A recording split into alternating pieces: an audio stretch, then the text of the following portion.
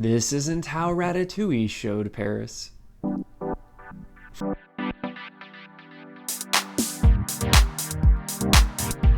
So, the Eddy, which just released 8 episodes on Netflix last night, and I've watched 5.5 of them for full disclosure. I haven't finished the series yet.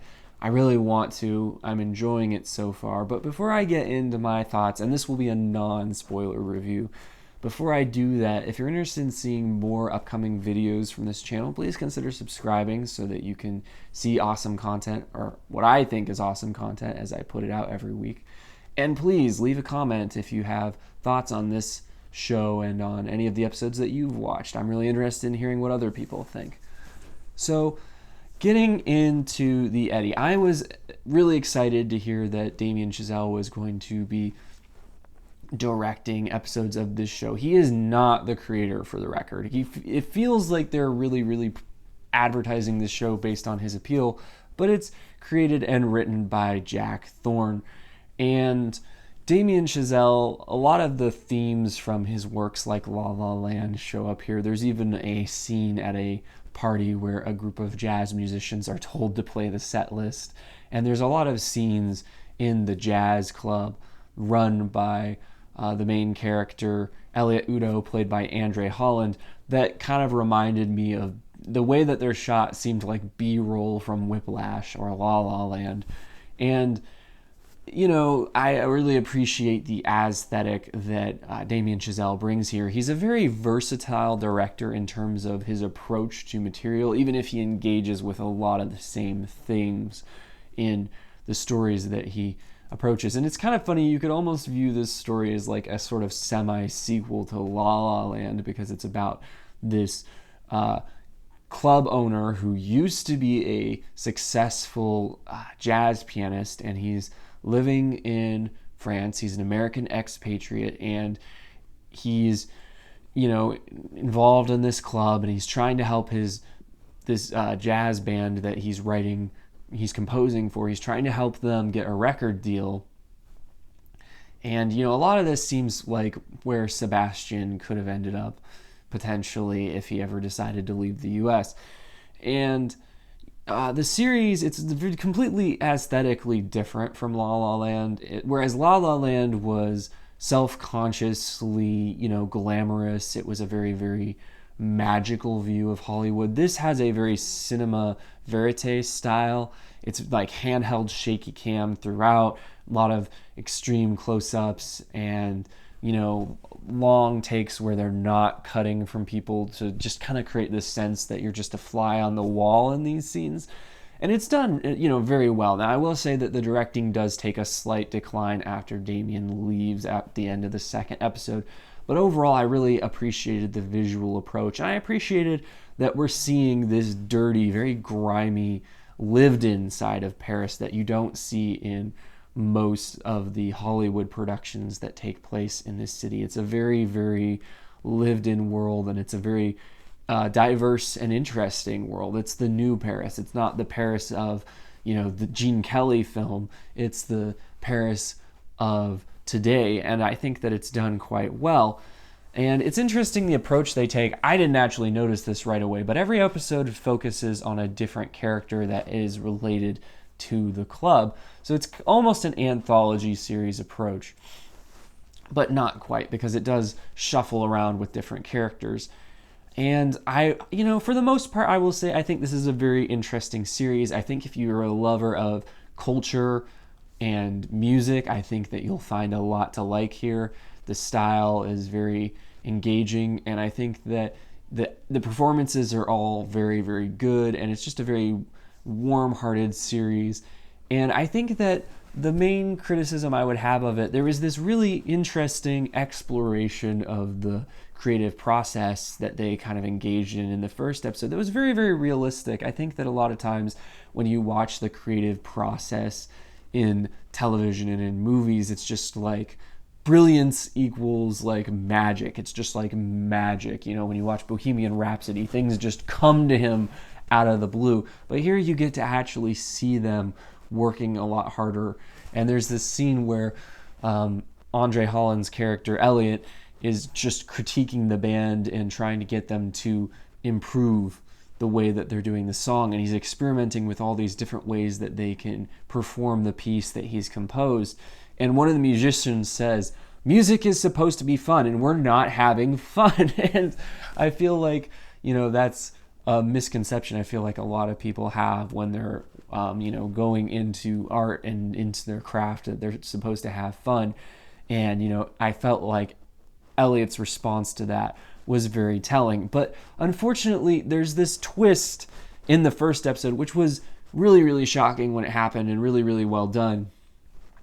But I felt like it took this show in this direction that it didn't need to go, because I think that the plotting is very, very stereotypical. You've got very suspicious cops who, Elliot has a partner who got involved with the mob, and that creates all sorts of difficulties for him. And he's also got this daughter who he's trying to connect with, played by Amandla Stenberg. And I feel like a lot of people are going to think that she's one of the highlights of the show, but I think personally she actually drags the show down because she's overly emotional, and this is probably one of those opinions that I'm not going to get agreed with on, but I feel that her character just causes problems for Elliot, and you can see why she's struggling, and she does reveal a lot of the backstory for Elliot's character, but I don't know that the backstory actually influences the interesting parts of this series. I would have preferred them to focus on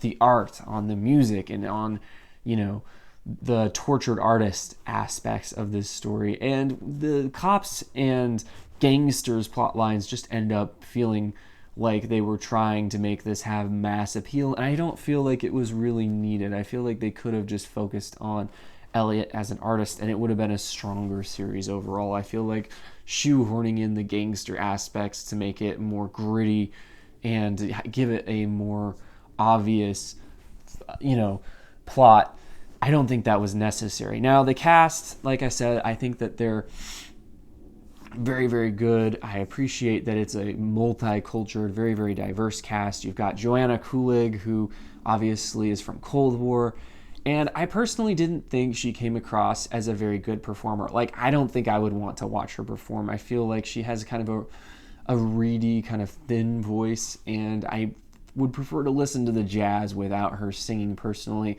But I liked her dynamic with Elliot. I feel like she has a very fierce demeanor, and she has really strong and believable chemistry with him. And I particularly liked her scenes with Julie, Amanda Stenberg's character. I felt like they had a better dynamic than Elliot and Julie had, honestly.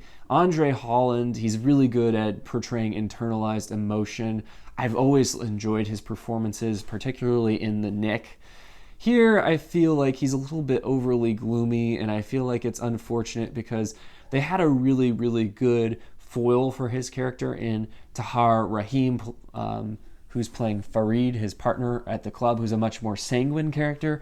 But unfortunately, they sidelined that character very quickly in favor of focusing on the gloomy characters, and I would have preferred to see more of that dynamic. And I really did appreciate a lot of the characters that are in Paris that are from different ethnic backgrounds. For instance, I really appreciated the character of Sim, who's played by newcomer Adil Debbie. I felt like he had a very, very naturalistic way of playing this character.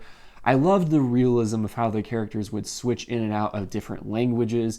And, I appreciated the scenes where the characters, when you don't know English, like sometimes it's really hard and you have to like adapt what you're saying. And I appreciate how people would slip in and out of their natural tongue and how they would not always know the correct word. And I felt like that was really realistic because I grew up in the country of Mexico, and I've, had a lot of interactions where I didn't know exactly how to say what I wanted to say. And, I just felt like this was a very realistic portrayal, and I appreciated this exploration of the more diverse side of Paris. And I never felt like it felt tokenistic or, like it was trying to be overly political. I felt like it was just trying to tell a story, and it was telling the story with all these characters that I don't often see portrayed in cinema. Other standout actors in the cast, from my perspective, were Leila Bekhti, who plays the character of Amira, who is the wife of Farid. And, I felt like she played this character very well. She's kind of, in some ways, the conscience of the show, and I felt like just seeing this character who is kind of connected to the club, but has kind of this external life, and just seeing her grappling with her identity as this person who comes from a Islamic background, but hasn't necessarily embraced her Muslim faith. I thought that was really well done. In terms of being a show about performance, I feel like the performances are pretty strong. Like I said, a lot of this feels like B-roll from La La Land. Interestingly, the character of Randy in this show is played by composer Randy Kerber, who helps to write a lot of the music for this show. I personally feel like, it depends on your tolerance for jazz. At one point, someone says, enough of this elevator music when they're playing a song at an event, and I feel like a lot of people will feel that way. I personally like jazz, but it just depends. It's a mood thing for me, and it just depends on what mood you're in. There aren't any themes like the theme in La La Land that are bouncy and just really catchy. It's a lot more somber and kind of sullen music, and your mileage on this is going to vary. But overall, I think this is a very, very strong series. It has more style than most Netflix shows, better directing than most Netflix shows, and I just love that the world feels really lived in and engaging. So those are my thoughts, but let me know what you thought in the comments, and if you're interested in seeing more videos like this one, please consider subscribing to the channel. That's my review of The Eddy.